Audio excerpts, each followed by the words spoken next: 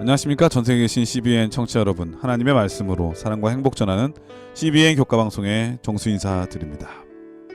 안녕하세요. 김성진입니다.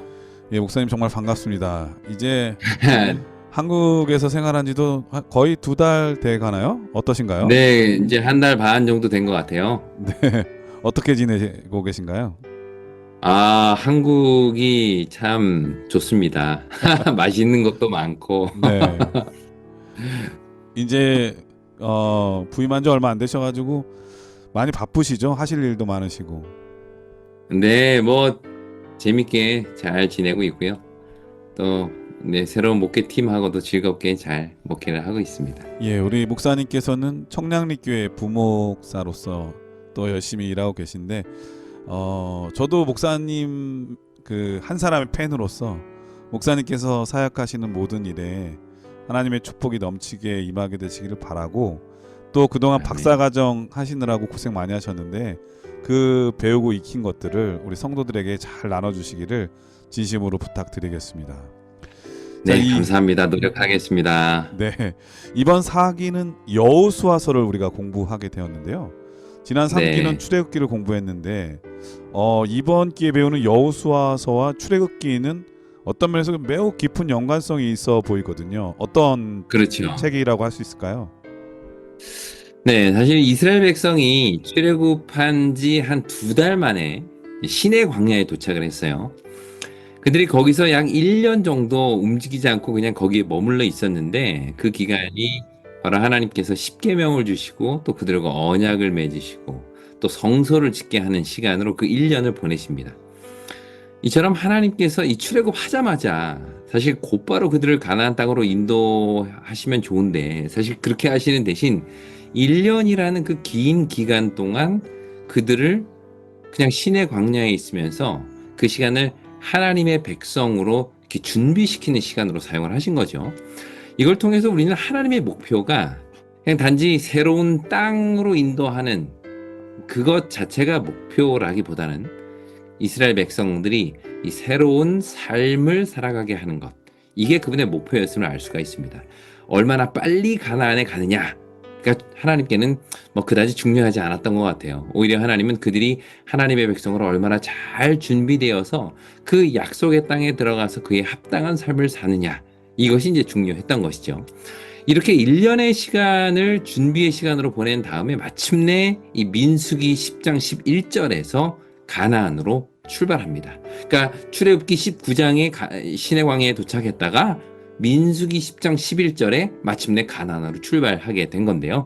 그리고 그로부터 정확히 11일 후에 가데스 바네아라는 장소에 도착하죠.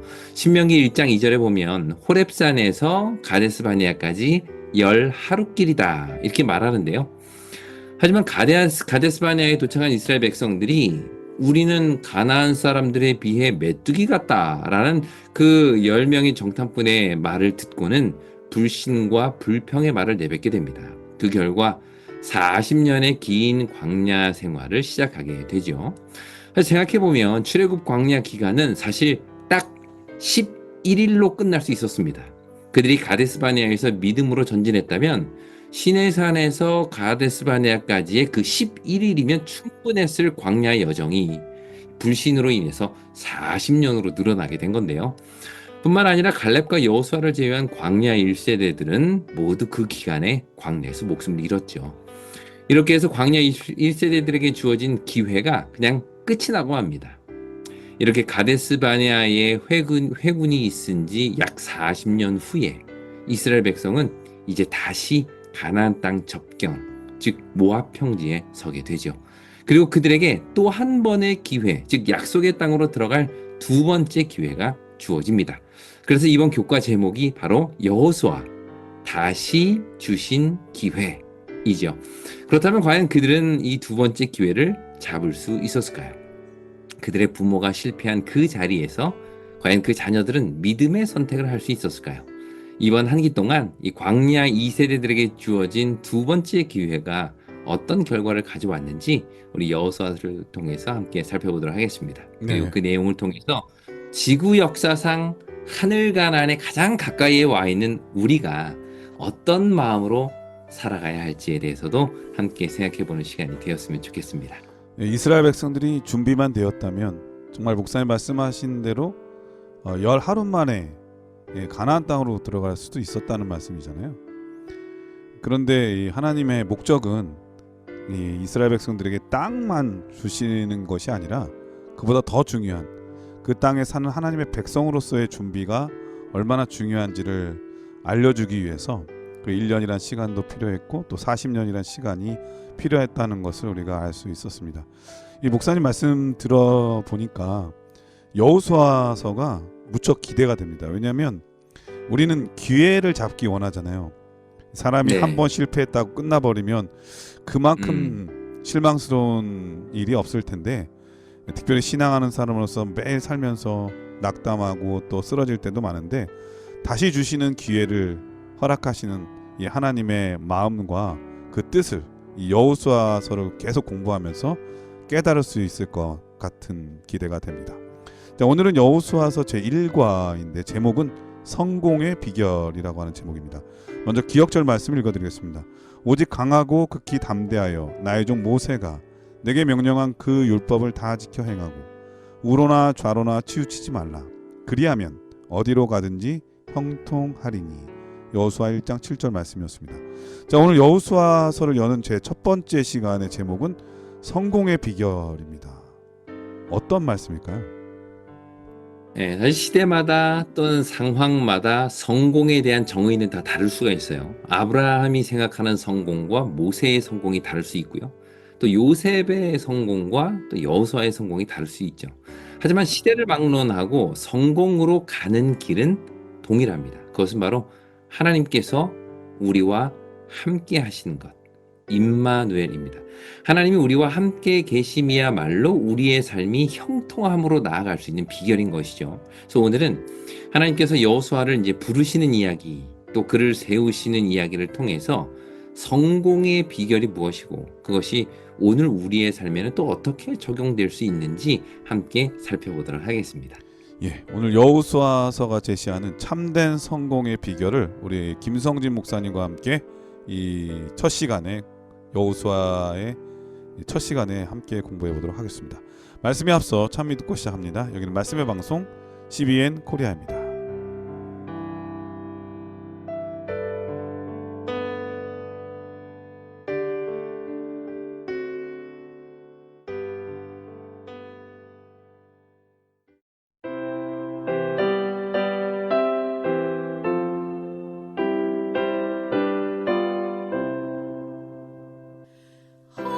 허락하신 새 땅에 들어가면서 마음의 준비 다하여 힘써 일하세.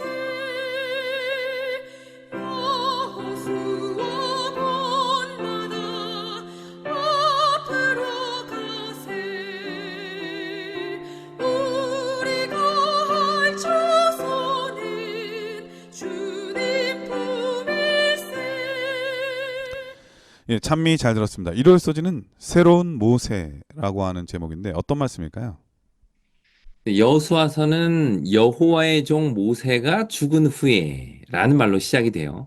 그러니까 모세는 이스라엘 백성들에게 사실 대체 불가능한 지도자였죠. 그는 광야에서 백성들과 희로애락을 함께했고 또 모든 순간에 탁월한 리더십을 발휘함으로써 지금 이 자리까지 오게 되었는데요. 그런데 바로 그런 모세가 죽은 겁니다. 사실 리더의 죽음은 백성들에게는 두려움이죠. 눈에 보이는 지도자의 부재는 사실 눈에 보이지 않는 여호와의 부재보다 때로는 인간들에게 더 크게 느껴집니다. 예, 우리 앞서 성경 출애굽기에서 봤듯이 모세가 시내산에서 40일 동안만 안 나타나도 금송아지 만들고 난리가 났었잖아요. 네, 네, 맞아요. 이 모세의 부재는 그래서 엄청난 큰 타격이었을 거예요. 맞습니다. 그래서 그들이 눈에 보이는 여호와 하나님을 만들기 위해서 금송아지까지 만드는 일을 했는데, 근데 이제 그들의 앞에는 사실 넘어야 될 거대한 산이 버티고 있습니다. 바로 가나안이라는 그 땅에 있는 백성들을 몰아내고 그 땅을 차지하는 일인데요. 지금까지 광야 생활은 자신들과의 싸움이었다면 앞으로 벌어질 싸움은 다른 민족들과의 싸움이죠. 이처럼 그들은 가보지 않은 길, 또 싸워보지 않은 싸움을 싸워야 했고, 그 싸움을 모세 없이 싸워야 한다는 사실은 백성들에게 더 큰 두려움으로 다가왔을 것입니다. 하지만 이때 하나님께서는 새로운 지도자 여호수아를 세우시죠. 그리고 그에게 이렇게 말씀하십니다. 여호수아 1장 3절과 5절입니다. 내가 모세에게 말한 바와 같이 너희 발바닥으로 밟는 곳은 모두 내가 너희에게 주었노니 내 평생에 너를 능히 대적할 자가 없으리니 내가 모세와 함께 있었던 것 같이 너와 함께 있을 것임이니라. 네, 여기 보면 이제 하나님께서 모세에게 말씀하시는 내용인, 아니, 여호수아에게 말씀하시는 내용인데요. 이런 말씀을 하십니다. 내가 모세에게 말한 바와 같이, 또 내가 모세와 함께 있었던 것 같이. 이 말은 너는 새로운 모세가 될 것이다. 라는 하나님의 약속입니다. 사실 모세가 될 수 있었던 것은 여호와께서 모세와 함께 하셨기 때문이죠. 그러므로 여호와께서 모세와 함께 있었던 것 같이 여호수아와 함께 하신다는 말은 그를 이스라엘의 최고의 영적인 지도자로 만들어 주겠다라는 그런 하나님의 약속인 것이죠. 성경은 의도적으로 여호수아의 행적들 속에서 이 모세의 메아리 혹은 모세의 어떤 그림자를 담아내고 있는데요. 예를 들어서 모세가 가시떨기 그 나무 앞에서 여호와의 사자를 만나잖아요. 그러면서 이런 말씀하시죠. 너희의 선 곳은 거룩한 땅이니 내 발에서 신을 벗으라. 근데 여호수아 5장에 보면 여리고 전쟁을 앞두고는 여호와의 군대 장관이 와서 같은 말을 합니다. 내 발에서 신을 벗으라. 내가 선 곳은 거룩한 곳이라. 또 출애굽기 14장 15장에 보면 모세가 이 홍해를 건너는 사건이 나오는데요. 여호수아 3장 4장에도 보면 여호수아가 동일하게 요단강을 건너게 됩니다. 또 모세가 아말렉과의 전투에서 이 지팡이를 높이 들어서 승리한 것처럼 여호수아 8장 18절에도 보면 그의 손에 단창을 들어 올림으로써 아이성과의 전투에서 승리하는 모습을 그리고 있죠. 또 모세가 12정탐꾼을 보냈던 것처럼 여호수아도 여리고성에 2명의 정탐꾼을 보내고요. 또 모세가 출애굽 전에 유월절을 보낸 것처럼 여호수아도 이 여호수아 5장에 보면 가나안 정복 전쟁 전에 길갈에서 유월절을 지키는 이야기가 동일하게 등장합니다. 또 신명기 34장에 보면 모세의 장사에 대한 이야기를 쭉 기록하고 있는 것처럼 여호수아 24장에도 여호수아의 죽음과 그의 장사를 그대로 기록하고 있죠. 이처럼 성경은 의도적으로 모세의 삶과 여호수아의 삶을 서로 연결시켜서 보여줍니다. 모세가 훌륭한 영적 지도자였던 것처럼 여호수아 역시 이스라엘 백성들이 가나안 땅을 차지하고 정착하는 일에 없어서는 안 될 매우 중요한 영적인 지도자임을 이러한 다양한 이 매칭을 통해서 보여주고 있는 것이죠. 네, 마치 그 엘리야와 엘리사 같은 그런 아, 네네. 네, 그런 컨비네이션이 있는 것 같아요. 맞습니다. 네, 사실 이것은 우리에게 중요한 한 가지 교훈을 가르쳐 주는데요. 그것은 바로 하나님의 일은 지도자의 능력이 아닌 그 지도자를 세우신 하나님의 능력에 의해 이루어진다는 겁니다. 우리는 탁월한 지도자의 부재 앞에서 두려워합니다. 그 사람이 없으면 안 될 것 같고, 그 사람이 떠나면 정말 큰일 날 것 같은 생각이 들죠. 마치 모세의 죽음 앞에서 이스라엘 백성들이 두려워했던 것처럼 말입니다. 하지만 모세가 모세일 수 있는 것도 그와 함께 하신 여호와 하나님 덕분이고요. 여호수아가 새로운 모세가 될 수 있는 것 역시 여호와 하나님 덕분이에요. 결국 하나님의 일은 사람의 능력이 아니라 그 능력을 주시는 하나님께 있음을 우리는 기억해야 하는 것입니다. 하나님의 일을 하는 데 있어서 그 사람이 없으면 안 돼. 그런 일은 없어요. 모세가 죽으면 여호수아가 그 뒤를 이을 것이고 여호수아가 죽으면 사사들이 그 뒤를 이을 것이고 사사들이 죽으면 하나님의 사람 다윗이 일어날 것입니다. 중요한 것은 누가 우리의 지도자냐 하는 것이 아니라 그 지도자가 여호와의 사람이냐, 여호와께서 그 사람과 함께 하시느냐, 그것이 중요한 것이죠. 그래서 백성들은 여호수아에게 이렇게 이야기를 합니다. 여호수아 1장 17절입니다. 우리는 범사에 모세에게 순종한 것 같이 당신에게 순종하려니와 오직 당신의 하나님 여호와께서 모세와 함께 계시던 것 같이 당신과 함께 계시기를 원하나이다. 예, 백성의 이 말은 영적 리더십이 어디에서 오는지를 아주 분명히 보여줍니다. 그들이 말하기를 우리가 범사에 모세에게 순종했던 것처럼 당신에게 순종하겠습니다. 단지 우리가 원하는 것은 여호와께서 모세와 함께 계셨던 것처럼 당신에게도 함께 계시기를 원합니다. 모세가 하나님의 사람이었던 것처럼 당신도 하나님의 사람이 되기를 원합니다. 라는 말을 한 거예요. 이것이 여호수아가 새로운 모세가 될 수 있는 유일한 길이요. 새로운 지도자를 맞이하는 백성들의 태도인 것이죠. 예, 일어서지는 새로운 모세라고 하는 제목이었는데요. 우리도 이 지도자에 대한 태도가 이런 모습이어야 되겠다는 생각도 들고요. 또 지도자로 택함을 받은 분들은 이 모세와 여호수아가 가졌던 이 마음을 가져야 될 것 같아요. 내가 어떤 특별한 재능이 있어서 어떤 능력 때문이 아니라 하나님께서 부르시고 하나님께서 함께 하시는 것, 그것이 가장 큰 리더십의 핵심, 그런 마음을 갖는다면 훌륭한 지도자가 될 수 있고, 또 백성들은 그 지도자를 잘 따라야 되겠다, 이런 생각이 들거든요. 사실은 이 여호수아가 새로운 모세라고 불릴 수 있었던 이유는 오늘 목사님 말씀하신 것처럼 예, 여호수아는 모세를 따라 모세처럼 산 사람이었던 것 같아요. 거의 롤 모델로 삼고 이 하나님과 함께하기 위해서 또 그렇게 살기 위해서 노력했던 그러한 모습이었는데, 혹시 목사님께서는 혹시 신앙의 롤 모델이 있으신가요? 신앙의 롤 모델. 네.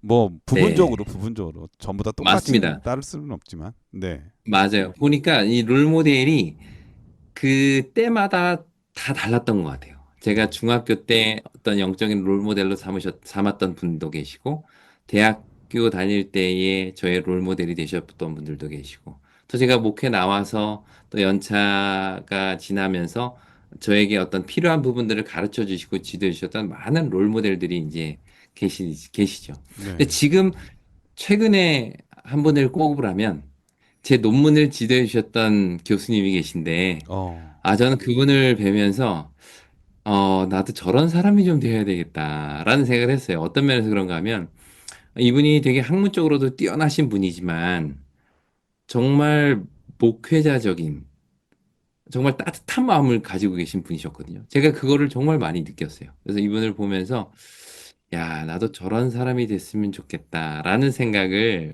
많이 했습니다. 논문 지도도 논문 지도지만 저의 어떤 신앙과 미래에 대한 좋은 롤모델의 어떤 지도를 받았습니다. 네. 세상에는 이 세 종류의 사람이 있다고 하잖아요. 난 사람이 있고, 그러니까 이름 난 사람이 있고, 든 사람이 있대요. 많이 아는 사람. 그런데 예, 그 중에서도 된 사람은 별로 없다고 이렇게 얘기를 하더라고요. 음, 난 사람, 든 사람, 된 사람. 된, 네.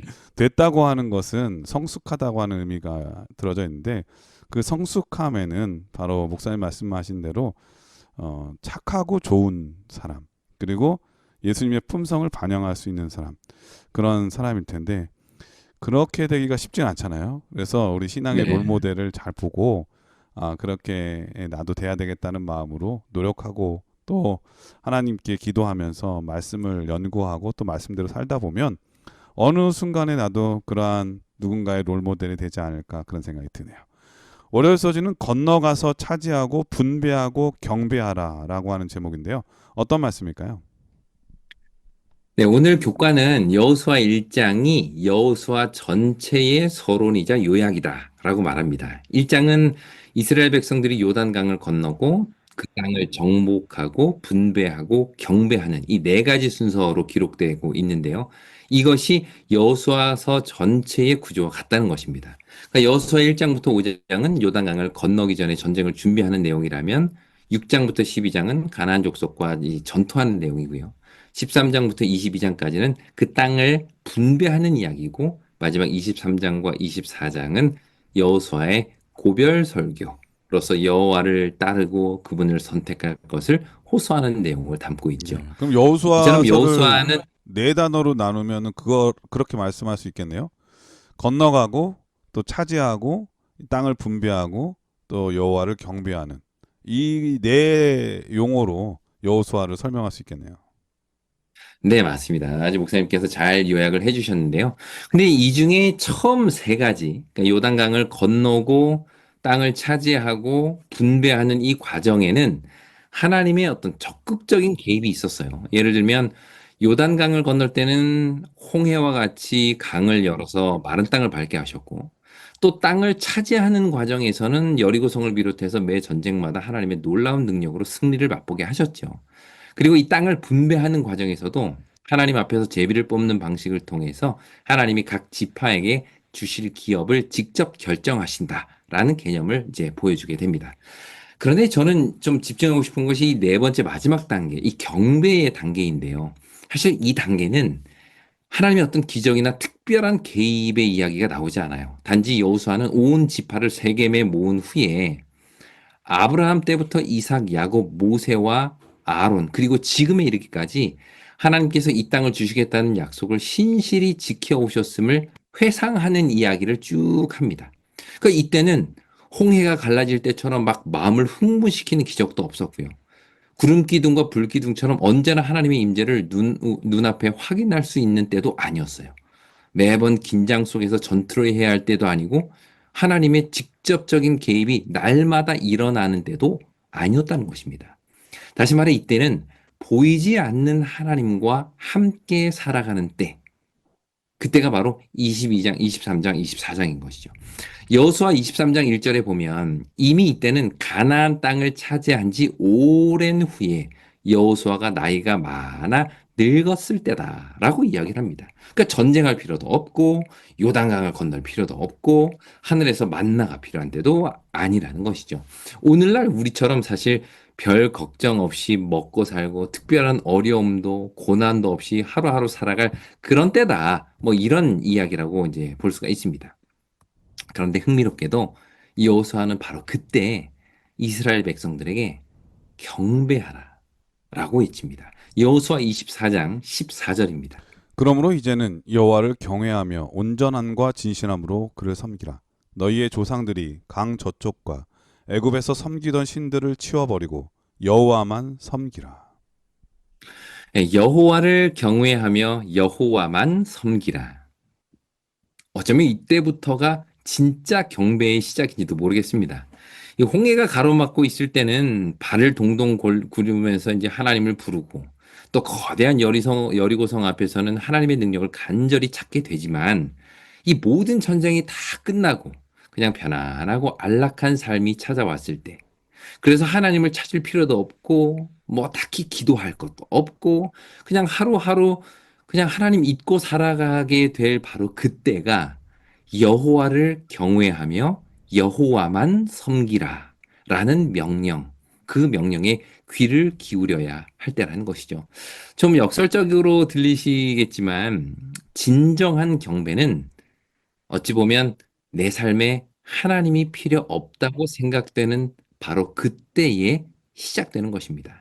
이것 달라, 저것 달라, 이것 해달라, 저거 해달라 라고 할 게 없을 때, 그러니까 내 일상에서 건너야 할 요단강도 없고 취해야 될 여리고성도 없을 바로 그때가 선택의 때인 것이죠.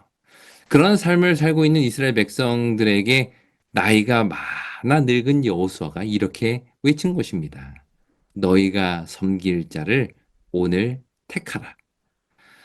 여호수아에 나오는 네 가지 명령, 건너가라, 차지하라, 분배하라, 그리고 경배하라. 이 네 가지 모두 백성들의 믿음을 필요로 하는 명령인 것은 분명하지만 그 명령들의 정점은 바로 경배하라 라는 명령에 있음을 우리는 기억해야 할 것입니다. 경배하라. 건너갈 요단강도 없고 차지할 여리고성도 없고 분배받을 땅도 없을 바로 그때에 너희는 여호와를 경배하라. 너희의 삶을 여기까지 인도하신 여호와 하나님을 기억하고 그분을 경배하라. 이 명령이 오늘 우리를 향한 하나님의 명령임을 기억했으면 좋겠습니다. 예, 목사님 말씀 들으니까 저도 내 인생에서 가장 믿음이 좋았을 때 그리고 이 믿음이 뜨거웠을 때가 언제일까 생각해 보면 군대에서 안식일 문제로 어려움 당할 때 그때였지 않나 이런 생각이 들거든요. 이 월요일 소지의 제목이 건너가서 차지하고 분배하고 경배하라라고 하는 제목인데 앞에 이 세 가지 이 단어는 가장 힘들고 어려울 때여서 하나님 아니면은 이룰 수 없는 일이잖아요. 근데 이 경배하는 문제는 그거 다 이룬 다음에 편안하고 안락할 때, 이 하나님을 잊어버릴 만할 때에 여호수아는 온 백성을 모아서 하나님을 섬기는 것을 게을리하지 말라고 다시 한번 경계의 말씀을 주신 그런 말씀을 우리가 배웠습니다. 사실 힘들고 어렵고 그럴 때는 기도하지 말라고 해도 기도하게 되잖아요. 그렇죠. 네, 그런데 모든 것이 다 잘 되고 순탄하고 걱정이 없을 때 하나님께 감사해야 되는 게 너무나 마땅한데 꼭 그때 딴 마음을 먹기 쉽거든요. 음, 어쩌면은 가장 위험한 때가 바로 이때다 이런 생각이 들어요. 이 기독교 역사를 보게 되면은 가장 신앙이 위태로울 때가 언제인가 이렇게 보면 네로의 핍박이나 뭐 도미티안 황제 그럴 때가 아니라 오히려 기독교를 공인시켜 주었던 콘스탄틴 황제 그 이후였잖아요. 핍박받을 때는 기독교인들이 뭐 배로 늘어났다고 그래요. 이 처음에는 음, 10%밖에 안 됐는데 이 기독교를 공인할 때쯤 콘스탄틴 황제 때는 거의 그 로마의 60%가 기독교 신자였다고 하죠. 그만큼 이 희생하고 고난받고 이럴 때는 이 뜨겁고 이 하나님 백성들이 더 신앙에 몰두하게 되는데 오히려 그 이후로 이 교회가 공인된 다음부터는 편안해지니까 교회가 부조리와 부패가 편만하게 되고 또 이 귀족들이 기독교인이 다 되면서부터 정치화되기 시작했잖아요. 그래서 이런 음. 것들을 경계하기 위해서 생겨난 것이 이 수도원 운동의 어떤 면에서 시초가 되기도 했는데 아무튼 우리가 지금 가장 경계할 때가 있다면 언제인가 목사님 말씀하신 것처럼 바로 이 편안한 지금 그리고 지금 해야 될 일이 있다면 무엇인가 이 세천사의 기별의 말씀처럼 참된 경배자가 되는 것 그리고 참된 경배를 드리기 위해서 노력해야 되는 것 바로 지금 해야 될 일이라고 하는 것을 다시 한번 배울 수 있었네요. 화요일서지는 약속의 상속자들이라고 하는 제목인데 어떤 말씀일까요? 여호수아 1장 2절과 3절에는 이 주다라는 뜻의 동사인 나탄이라는 단어가 반복해서 나오는데요.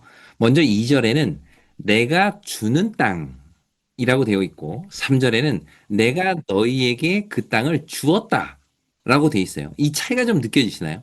그 우리말 번역에는 뭐 그 차이가 분명하지 않을 수 있지만 히브리어를 보면 2절에 이 주는 땅은 분사로 되어 있고요. 주다라는 동사가 분사로 되어 있고 3절에는 주었다라는 말이 완료형으로 되어 있습니다. 이게 뭐 분사니 완료니 뭐 이런 말 나오니까 좀 복잡하게 느껴질 수 있는데요. 간단히 말하면 분사라는 거는 지금 하고 있는 거, 지금 진행되는 거, 혹은 아직 이렇게 완료되지 않은 거를 의미하고요. 완료형이라는 것은 이미 이루어진 거, 이제 끝난 거를 뜻하죠. 그러니까 2절에서 내가 주는 땅이라는 말은 지금 하나님께서 계속 주고 계신 땅. 그래서 아직 완전히 이루어지지 않는 미래적 개념을 담고 있는 반면에 3절에서 내가 준 땅이라는 표현은 이미 완료된 상태. 이미 내가 너에게 준 완료된 그런 상태를 말하는 겁니다. 예를 들어 지금 핸드폰을 이제 충전하고 있는데 아직 다 충전되지 않은 상태, 충전하고 있는, 충전이 진행되고 있는 상태가 분사라면 충전이 이미 다 끝난 상태가 완료인 것이죠. 충전이 완료됐다라는 뜻입니다. 다시 이제 본문으로 돌아가 보면 가나안 땅은 이미 하나님이 주신 땅임과 동시에 지금도 여전히 주고 계신 땅이란 뜻이에요. 이게 무슨 것을 말하냐면 이미 주셨다라는 말은 하나님의 약속이 확실하고 그만큼 분명하다라는 것을 보여줍니다. 아직 이루어지지 않은 미래이지만 이미 이루어진 것처럼 확실하고 분명하다는 것이죠. 동시에 하나님이 주고 계신 땅 혹은 하나님이 주실 땅이라는 표현은 현실 속에서 우리의 순종과 참여를 요구하는 표현입니다. 그러니까 하나님은 약속을 이미 주셨고 그 약속을 분명히 이루실 것이지만 그러기 위해서는 반드시 인간의 순종과 또 참여가 필요하다는 것이죠. 이러한 어떤 신학적인 긴장은 약속이 이미 확정되어 있음에도 불구하고 그 성취가 이스라엘의 어떤 순종적인 행동, 이것을 통해서 일어나고 또 드러나고 완성된다라는 것을 보여주고 있는 것이죠. 예를 들어 볼게요. 그러니까 예수님께서 십자가에서 우리의 죄를 돌아가심으로써 우리의 죄를 사하시고 인류를 구원하셨어요. 그러나 동시에 그 구원의 약속이 나의 것이 되기 위해서는 내가 예수를 개인의 구주로 영접하는 믿음이 필요합니다. 이처럼 예수님을 통해 구원이 이미 우리에게 주어졌지만 완료. 그 구원은 우리 각자의 삶에서 여전히 진행되고 있다는 것이죠. 마찬가지로 내가 이 땅을 주었다라는 약속은 우리에게 그 땅으로 우리가 들어갈 어떤 확신과 담대함을 우리에게 주지만 동시에 그 땅을 주고 계시다. 혹은 그 땅을 너에게 주실 것이다. 라는 말은 여전히 우리가 그 약속의 믿음으로 참여해야 한다. 순종해야 한다. 라는 의미를 동시에 포함하고 있는 것이죠. 네, 이런 거죠. 뭐 제가 김성진 목사님을 위해서 뷔페 그 티켓을 주었는데 네네. 그걸 먹고 안 먹고는 목사님 선택인 거죠. 아, 네. 네. 근데 좀 보내주시고 말씀을 하시면 참 더 내가 이제 한국에 실감 날 것 같은데. 제가 한국에 네, 가면 이제 사드릴게요. 네, 아직까지 뭐 그다지 실감 난 예화는 아니 근데 아니었습니다. 제가 우리 딸아이가 돌이었을 네, 때 돌잔치는 안 하고 여행을 갔었거든요. 네, 근데 여행 갔는데 그 호텔에 체크인 하는데 갑자기 아이들이 많은 걸 보더니 이 스위트룸으로 바꿔줬어요. 네. 근데 이제 돌아올 때쯤 이제 4박 5일을 지내고 돌아올 때쯤 그 라운지가 있었는데 이 라운지는 어떻게 생겼나 아, 한번 이렇게 구경 갔거든요. 네. 근데 그분한테 이제 여기 구경해도 되냐고 물어보니까 방 호수를 묻더라고요. 방 네. 호수를 알려줬더니 당신이 거하는 그 방은 여기를 무료로 쓸 수 있다는 거예요. 여기 라운지를. 아, 그런데 이미 4일 라운지를. 지나고 돌아올 때쯤이었거든요. 야, 아, 그거를 몰라가지고 이미 네, 다 쓸 수 있도록 다 지불된 상태였는데 네. 몰라가지고 못 먹은 기억이 있거든요. 아, 근데 이미 하나님께서 우리에게 다 땅을 차지하도록 이미 다 준비해 놓는데 땅을 차지하는 것은 내 몫이라고 하는 거잖아요. 네, 네. 본인이 밟지 않으면은 또 차지하지 않으면은 얻을 수 없는 것. 이게 바로 하나님께서 주시는 우리의 축복의 원리인 것 같아요. 음. 하나님은 기회를 주시는 분이신 것 같아요. 항상 준비를 다 해놓으시고. 근데 그 맞습니다. 기회를 차지하는 것은 우리의 몫으로 남아 있다고 하는 것을 이해할 수 있겠네요. 맞아요. 이 땅을 약속하신 그 하나님의 약속도 보면 너희가 밟는 땅을 주겠다 그러셨거든요. 그러니까 너희가 가지도 않았는데 그냥 그 땅을 주겠다가 아니라 너희가 믿음으로 발을 내딛고 그 땅을 밟을 때 그 땅을 주겠다. 이렇게 이제 약속을 하신 거죠. 사실 이것은 여호수아서에서 매우 중요한 개념인데요. 하나님께서는 땅을 주셨지만 그 땅을 차지하는 일은 백성들의 몫이에요. 여호와께서 여리고 성을 무너뜨리시지만 그 성을 믿음으로 날마다 도우는 일은 백성들이 해야 하는 일이죠. 하나님께서 능력으로 요단강을 가르셨지만 그 물이 갈라질 때까지 법궤를 들고 들어가는 것은 하나님의 백성들의 몫인 것입니다. 이처럼 여호수아서는 하나님의 약속과 그것을 믿음으로 순종하는 백성들의 연합이 마침내 그들로 하여금 가나안 땅을 차지하게 했다라는 사실을 우리에게 보여주는데요. 이것은 오늘 우리에게도 그대로 적용이 됩니다. 하나님께서는 너무도 확실한 약속들을 주셨죠. 그러나 그 약속을 이루기 위해서는 우리가 해야 할 몫이 있습니다. 가나안은 하나님이 주신 땅이지만 동시에 주고 계신 땅 또는 주실 땅인 것처럼 오늘날 우리도 그 약속에 믿음으로 참여함으로 약속이 내 삶에서 이루어지는 경험을 해야 하는 것이죠. 그럴 때 우리도 삶의 요단강이 갈라지고 여리고성이 무너지는 경험을 하게 될 것입니다. 화요소지는 약속의 상속자들이라고 하는 제목이었는데요. 이미 하나님께서 우리에게 수많은 것들을 특별히 여호수아서에 나타난 것처럼 땅을 기업으로 얻게 될 것을 상속하셨잖아요. 근데 그 상속을 받고 안 받고는 내 몫이라고 하는 것, 내 기회인 것이죠. 그것을 잘 잡는 사람은 땅을 갖게 될 것이고 그 기회를 가졌는데도 뭐 차지하지 않거나 관심이 없거나 내팽개쳐 버리면은 가질 수 없는 거죠. 그런 면에서 신앙이라고 하는 것은 항상 그런 일의 반복인 것 같아요. 물론 하나님께서는 우리가 기도할 때 바로 응답해 주실 수 있으시죠. 그런데 대부분의 응답은 이게 보면은 기회로 주시는 것 같아요. 예를 들면 돈이 필요한 분들이 돈을 기도할 수 있잖아요. 그러면 하늘에서 갑자기 돈이 떨어질 수도 있죠. 물론 운석이 떨어지는 것처럼. 어떤 사람은 자다가 일어나가지고 옆에 돌멩이가 있어가지고 이게 뭐지? 하고 봤더니 이 하늘을 보니까 천장이 무너진 거예요. 운석인 음. 거죠. 그래가지고 그 운석을 갖다 팔았더니 하루아침에 5억을 번 사람이 있더라고요. 물론 그런 응답도 있지만 대부분은 하나님께서 돈이 필요한 사람에게는 돈 벌 수 있는 기회를 주시잖아요. 그리고 사랑을 간구하면 사랑할 수 있는 기회를 주시고 또 어떤 일에 대해서 일하고 싶다고 하면 일할 수 있는 기회를 주시고 그래서 하나님께서는 기회를 주시는 분이시라고 하는 것을 살면서 많이 느끼는 것 같습니다. 그런데 미련한 것, 영적으로 무딘 분들은 이런 기회를 찾아와도 그게 기회인지 모를 때가 많다는 거죠. 그렇기 때문에 우리가 더 많이 하나님과 교통하고 대화하고 우리의 영성이 더 깊어져야 아 이것이 나에게 기회구나. 이걸 놓치면 안 되겠구나 하는 그런 생각을 하지 않을까 그런 생각이 듭니다. 그럼 여기서 찬미 한 곡 들으신 다음에 계속해서 수요일 목요일 서주를 공부하도록 하겠습니다. 여기는 말씀의 방송 CBN 코리아입니다.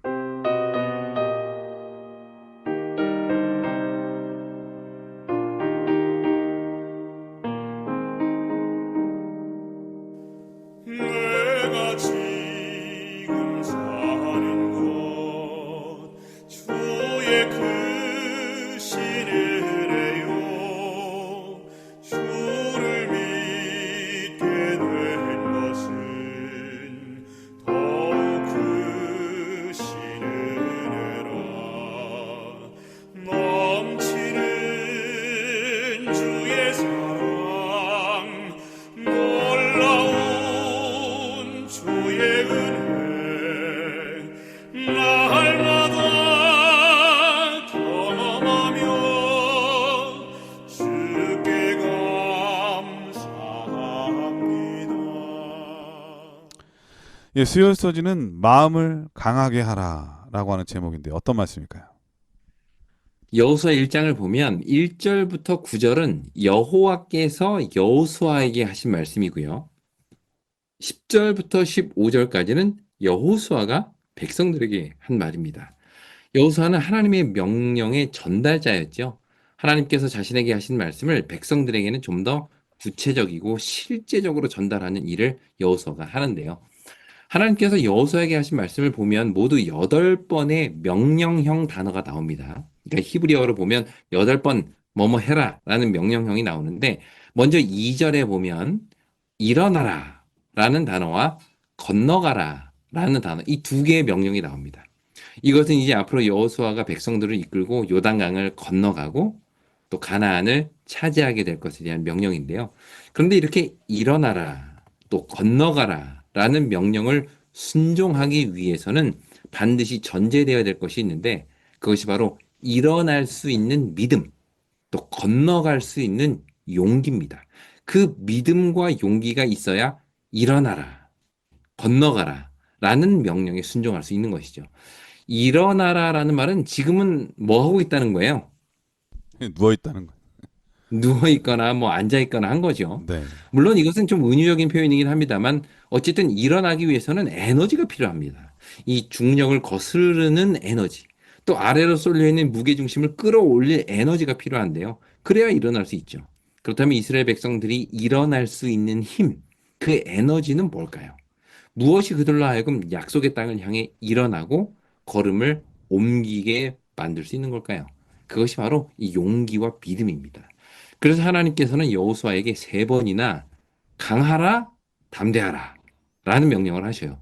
이 내용, 동일하게 강하고 담대하라라는 이 표현이 6절에도 나오고 7절에도 나오고 9절에도 나옵니다. 강하라, 담대하라 라는 명령이 계속해서 반복이 되죠.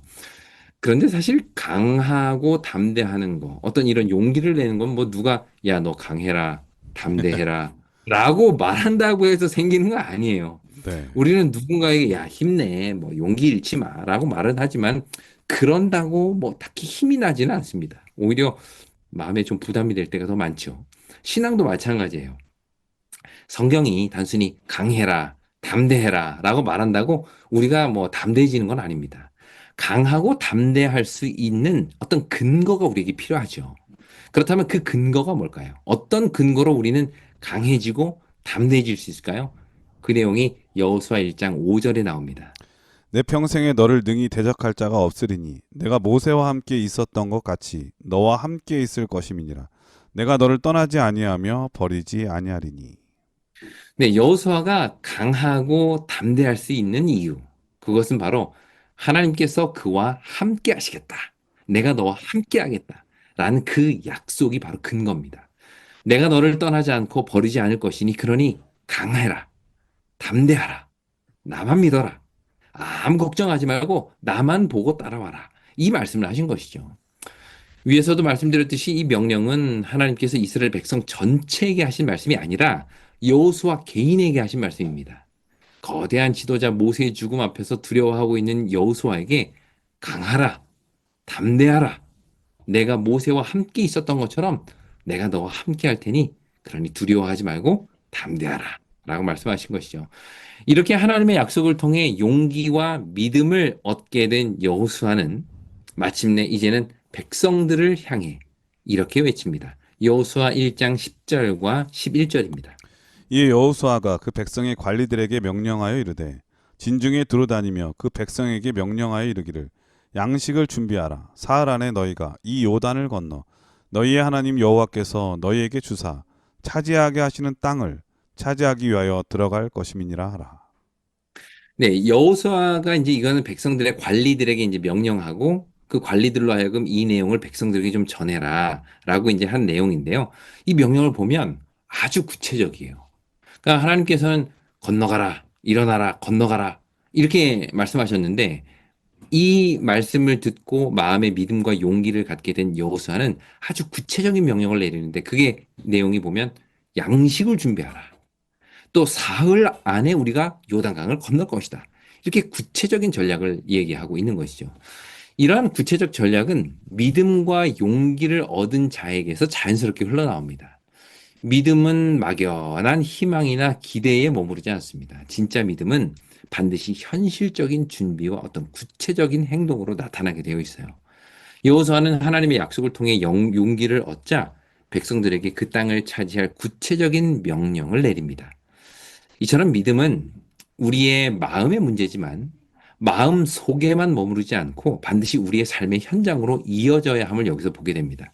우리 화요일 소지에서도 보았듯이 내가 이 땅을 주었다라는 약속은 그 땅을 얻기 위한 백성들의 실제적인 행동을 요구하는 명령이죠. 이처럼 우리도 말씀을 통해서 어떤 마음의 용기를 얻었다면 그걸로 끝나는 것이 아니라 그 약속이 이루어지기 위한 구체적인 행동으로 응답해야 되는 것입니다. 여호수아가 전쟁을 위한 양식을 준비하라고 한 것처럼 또 사흘이라는 어떤 구체적인 날짜를 제시하고 또 더불어 요단강을 건너간다라는 어떤 확실한 목표를 제시한 것처럼 우리의 믿음도 우리의 가슴 속에 있는 믿음과 또 그 믿음을 통한 손과 발, 우리의 행위로 이어질 때에 하나님의 약속이 성취된다는 것이죠. 그럴 때 우리는 하나님께서 우리에게 약속하신 그 땅을 얻게 되는 것입니다. 예, 수요 소지는 마음을 강하게 하라라고 하는 제목인데 사실은 마음 강하게 안 먹고 싶은 사람은 어디 있겠어요. 근데 그게 그렇죠. 잘 안 되니까 그렇죠. 근데 잘 안 그게 되죠. 예, 그게 가장 확실한 표징이 무엇인가? 내가 너와 함께 하겠다고 하는 거 아니에요. 저는 그게 어떤 느낌인지 많은 경험을 해봤거든요. 특별히 네, 제가 사이판에서 예전에 2년 동안 산 적이 있어요. 네, 근데 거기 미국령이잖아요. 제가 근데 영어를 잘 못하거든요. 네. 근데 이제 제가 그 비자 문제도 그렇고 여러 가지 이제 세금을 내야 될 때가 있거든요. 한 달에 한 번씩. 음. 근데 제가 혼자 가서 해야 되는데 우리 가족들 대표해서 제가 가서 다 세금도 내고 다 해야 되는데 영어가 안 되니까 가기가 싫은 거예요. 가긴 가야 되는데 아 어떻게 해야 될지 난감하고 가기가 싫은 거예요. 괜히 네. 쭈삣쭈삣하면 또 좀 쑥스럽기도 하고 부끄럽기도 하고. 근데 바로 그때 진짜 영어 잘하는 거기 이 간호학과 다니는 학생이 있었거든요. 근데 그 학생이 저한테 아 목사님 걱정하지 마세요. 제가 가서 도와드릴게요. 이 한마디에 같이 어, 갔거든요. 네, 같이 가가지고 이렇게 하는 거예요. 다 알려주니까 그 다음부터는 제가 혼자 가는 것도 아무 걱정이 없이 가서 다 했던 기억이 나거든요. 음, 그러니까 누군가가 특별히 그 누군가가 그 분야에 있어서의 탁월한 능력을 갖는 사람이라면 같이 가주겠다고 하는 게 그게 가장 강력한 힘이 되는 거거든요. 이미 온 우주의 통치자이시고 전쟁에 능하신 만군의 여호와께서 내가 너와 함께 하겠다. 이 여호수아에게 이 말씀은 얼마나 큰 용기가 되었을까. 우리 신앙에서도 나와 함께 하시는 하나님의 그 말씀의 경험이 내 삶에서 이루어진다면 우리는 강하게 하지 말라고, 강하게 되지 말라고 해도 강한 사람으로서, 능력 있는 사람으로서 살 수 있지 않을까 그런 생각이 듭니다. 목요일 소지는 형통하고 성공하리라라고 하는 제목인데요. 어떤 말씀일까요? 네, 여호수아서는 형통함과 성공을 약속하는 책이죠. 하나님께서는 그 형통함을 이룰 수 있는 방법을 이렇게 말씀하십니다. 여호수아 1장 7절과 8절입니다. 오직 강하고 극히 담대하여 나의 종 모세가 내게 명령한 그 율법을 다 지켜 행하고 우로나 좌로나 치우치지 말라. 그리하면 어디로 가든지 형통하리니 이 율법책을 내 입에서 떠나지 말게 하며 주야로 그것을 묵상하여 그 안에 기록된 대로 다 지켜 행하라. 그리하면 내 길이 평탄하게 될 것이며 내가 형통하리라. 네, 여기서는 형통의 조건을 이렇게 말하죠. 내게 명령한 그 율법을 다 지켜 행하고 율법책을 내 입에서 떠나지 말게 하며 주야로 그것을 묵상하여 다 지켜 행하면 어디로 가든지 형통하겠다. 결국 하나님의 명령과 율법을 잘 지키는 것이 그들을 형통하게 하는 방법이라는 말입니다. 그러면서 마지막으로 이런 말씀을 하시죠. 바로 그 다음 절 9절입니다. 내가 어디로 가든지 내 하나님 여호와가 너와 함께 하느니라 하시니라. 네, 이처럼 형통함, 성경이 말하는 형통함이란 하나님의 율법을 지키며 순종으로 얻게 되는 것이고요. 그 형통함은 결국 여호와가 함께 하심으로 이루어지는 것입니다. 구약에서 형통함을 설명할 때 가장 좋은 예는 사실 저는 요셉이라고 생각하는데요. 요셉의 인생에서 가장 힘든 두 번의 시기가 있습니다. 언제와 언제일까요? 그의 그 인생의 가장 힘든 시기. 종으로 잡혀갔을 때 하고 그렇죠. 또 억울한 네. 누명으로 감옥에 갇혔을 때 아닐까요? 맞아요. 그 두 가지 그 인생의 포인트가 어찌 보면 요셉의 삶에서는 가장 힘들고 정말 억울한 상황이에요. 그런데 성경은 이상하게도 바로 그때마다 그의 삶에 대해서 형통하다라고 말합니다. 네. 창세기 39장 2절에 보면 요셉이 종으로 팔려갔을 때 여호와께서 요셉과 함께 하심으로 그가 형통한 자가 되어 그의 주인 애굽 사람의 집에 있었다라고 말하고요. 또 같은 장 39장 23절에도 보면 요셉이 이제 감옥에 갇혀 있을 때인데도 여호와께서 요셉과 함께 하심이라 여호와께서 그를 범사에 형통하게 하셨더라라고 말해요. 그러니까 그의 인생에서 가장 힘들고 비참한 시기, 그 두 번의 시기가 오히려 성경은 형통하다라고 말하는 것이죠. 네. 어떻게 그럴 수 있을까요? 누가 봐도 사실 억울하고 비참한 그 두 번의 시기가 하나님께서는 어떻게 형통한 시기가 될 수 있을까요? 과연 성경이 말하는 형통함의 기준이 뭐냐는 것입니다. 우리가 방금 살펴본 이 두 성경절, 창세기 39장 2절과 23절에서 보면 요셉을 형통하다라고 정의한 근거가 나오는데요. 그 동일하게 두 번 반복돼서 나오는 근거가 바로 여호와께서 요셉과 함께 하심으로라는 것입니다. 이처럼 형통함은 어떤 성공하고 번영하며 내가 원하는 대로 모든 일이 잘 되는 상태를 말하는 것이 아니라 여호와께서 나와 함께 하시는 그 상태. 그것이 바로 성경이 말하는 형통함이라는 것이에요. 내가 여호와의 율법 안에 거하고 하나님께서도 내가 어디를 가든지 나와 함께 하신다고 약속하신 바로 그 상태. 그것이 바로 형통함입니다. 내가 감옥에 있든 종으로 팔려가든 정말 힘든 시기를 보내든 여호와 하나님께서 나와 함께 하신다면 그때가 바로 내 인생의 형통한 시대, 형통한 시기가 될 수 있는 것이죠. 그래서 하나님께서는 여호수아에게 형통함을 약속하시면서 구절에서 내가 어디로 가든지 내 하나님 여호와께서 너와 함께 하느니라 라고 말씀하신 것입니다. 이것이 우리가 추구해야 할 형통함이라는 것이죠. 혹시 우리 중에 지금 이 방송을 듣고 계신 분들 중에 계획대로 일들이 안 되고 기대하던 일들이 좀 어그러지고 그래서 정말 힘든 시간을 보내고 계신 분들이 계실 텐데요. 오히려 지금이 내 삶의 가장 형통한 시간이 될 수 있음을 우리는 기억해야 할 것입니다. 요셉이 종으로 팔려가고 또 억울하게 거기에서도 누명을 쓰고 감옥에 간 그 순간이 오히려 하나님과 가장 가까이 있을 수 있었던 시간인 것처럼 오늘 우리도 그렇게 하나님께 매달리고 그분을 의지하고 간절히 찾고 기도할 수 있는 바로 그때야말로 내 인생에서 어찌 보면 가장 형통한 때가 될 수 있는 것이죠. 여호와께서 나와 함께 계신다면 그것이 병원이든 뭐 감옥이든 우리의 삶은 형통한 삶이다 라고 말할 수가 있는 것입니다. 그 형통함을 날마다 경험하며 사는 우리가 되기를 간절히 바랍니다. 예, 목사님 말씀 들으면서 이 형통함에 대해서 다시 한번 생각해 보게 되네요. 가장 힘들 때에 가장 어려울 때 요셉은 형통하다고 하는 그런 표현이 성경에 나오잖아요. 근데 왜 그런 표현이 나오나 봤더니 가장 힘들 때마다 형통함으로 이끌어주는 하나님의 보낸 사람을 만나잖아요. 네. 저도 사실 그런 경험을 많이 하거든요. 음. 사실 뭐든지 다 평탄할 때만 있는 건 아니잖아요. 네. 인생에 여러 번 이렇게 위기와 또 낙담하는 그런 시기가 있거든요. 실망하고 좀 어려움 당할 때가 있잖아요. 이 문제를 어떻게 해결해야 되나. 이럴 때 네.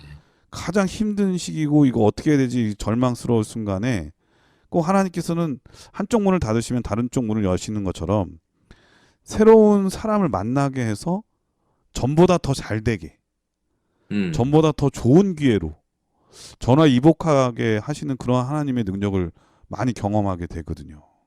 그렇죠. 그 월마트 그 이제 창업자 얘기가 그런 거잖아요. 그분이 원래 경비원이었다면서요. 근데 네. 글을 쓸 줄 몰라가지고 직업에서 잘린 거예요. 음. 그리고 어쩔 수 없이 이 조그만 가게를 시작했는데 그게 월마트가 됐다고 하더라고요. 그래서 어떤 사람이 야. 질문한 거예요, 기자가.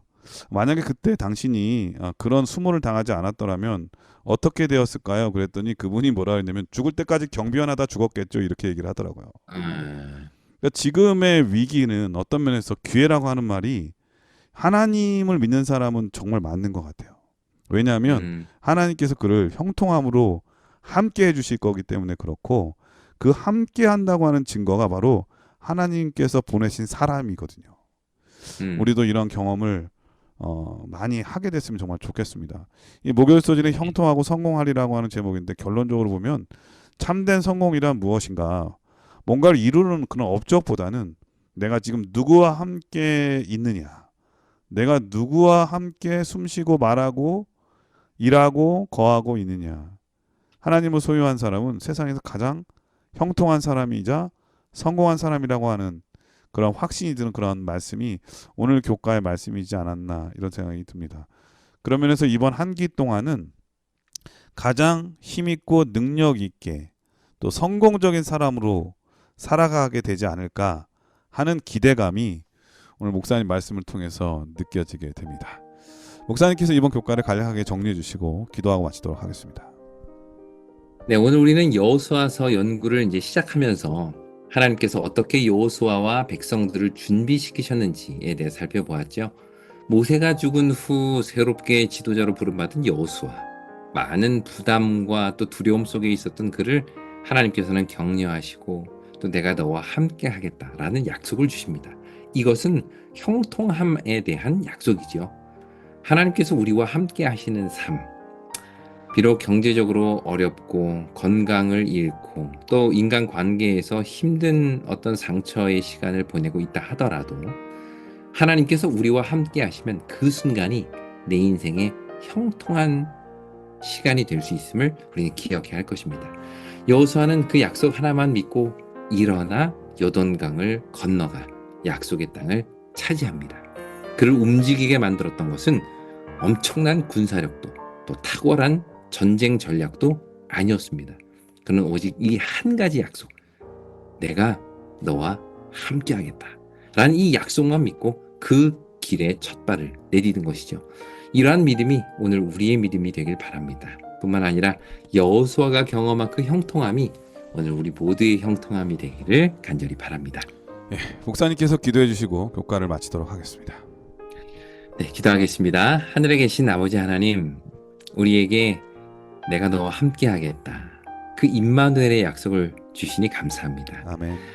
때로는 나 혼자 스스로 감당할 수 없는 많은 어려움 속에서 괴로워하고 있을 때, 그때가 나와 함께 하신 하나님을 가장 선명하게 볼 수 있는 때임을 기억하고, 그때가 오히려 나를 형통하게 하시는 하나님의 손길을 가장 가까이에서 경험하는 때가 되게 하여 주시옵소서. 아멘. 우리의 형통함을 위하여 늘 일하고 계신 그 하나님이 계심을 인하여 감사드리며 예수님의 이름으로 기도드립니다. 아멘. 네, 전 세계 계신 CBN 청취자 여러분, 세상에서 가장 강한 사람은 자기를 이기는 사람이라고 하죠. 그리고 또 가장 부유한 사람은 자족할 줄 아는 사람이고, 그리고 가장 지혜로운 사람은 늘 배우기를 기뻐하는 사람이며, 가장 행복한 사람은 항상 감사할 줄 알고 또 그 감사를 다른 사람에게 나누는 사람이라고 합니다. 그런데 오늘 말씀처럼 가장 성공한 사람은 바로 하나님을 믿는 사람, 그 사람이라고 하는 것을 기억하면서 한 주일 동안 능력 있고 힘 있게 성공적인 삶을 살기를 간절히 축원드리면서 저희는 다음 주에 더 좋은 모습으로 찾아뵙도록 하겠습니다. 안녕히 계십시오. 안녕히 계세요.